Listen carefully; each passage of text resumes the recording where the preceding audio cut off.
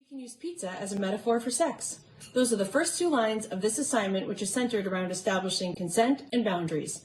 Except for page 2, where it takes it one step further and states, now that you know the metaphor for sex, let's explore your preference.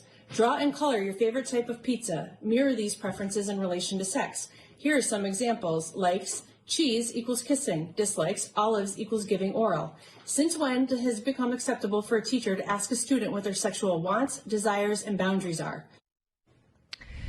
That's a Connecticut mom who's now homeschooling her children after a class lesson plan compared pizza toppings to sexual desires. The school says the sex assignment was mistakenly given to students, but that's of little comfort to that parent there. The woman you just heard from, Amanda Marquez, is with us now. Amanda, welcome. Thanks so much for coming on.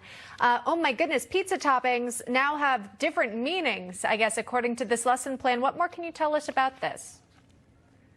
So the pizza assignment, like I was saying in that quick video, compares the toppings to sexual acts that the children were reported to write down, on their paper for to turn into the teacher. So you need to compare your wants, desires, and boundaries in the bedroom to pizza toppings, put it on the paper, and turn it in.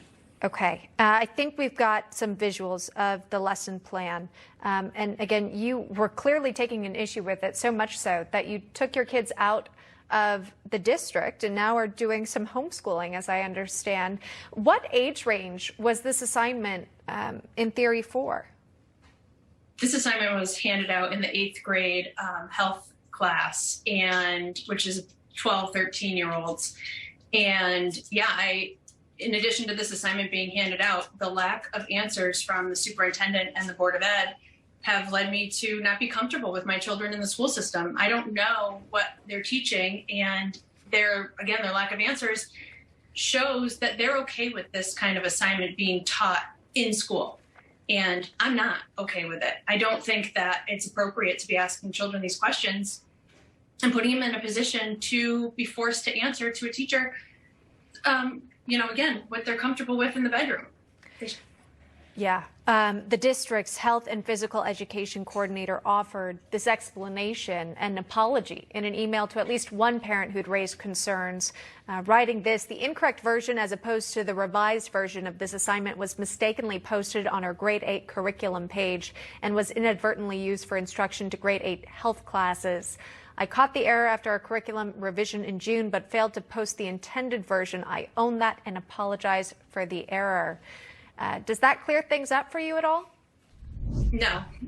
They say it was a mistake and that they've answered the questions that we've asked as parents. How did it end up in our curriculum to begin with?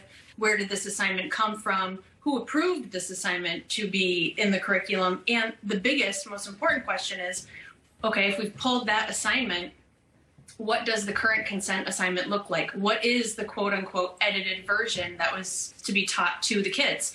We still have yet to see that. So again, if it was a mistake, you would rectify the mistake and provide all of this information to the parents that are questioning it for transparency, put their minds at ease. We're not okay with this. We're not teaching this in our classrooms. It was a complete mistake, and we want to make you feel comfortable sending your child to school every day. Sure. And they haven't done that. Months and months later.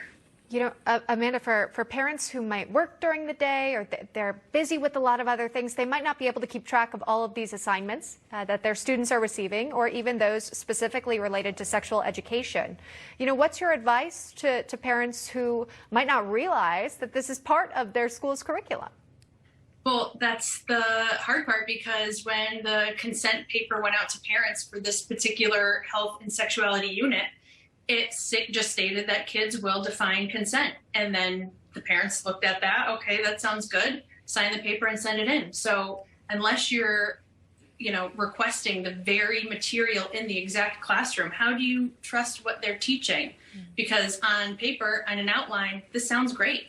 And right. Parents don't have to be looking at everything and micromanaging all of the curriculum. You hope that teachers, administrators would understand that this is not okay and not teach these kinds of things to the kids.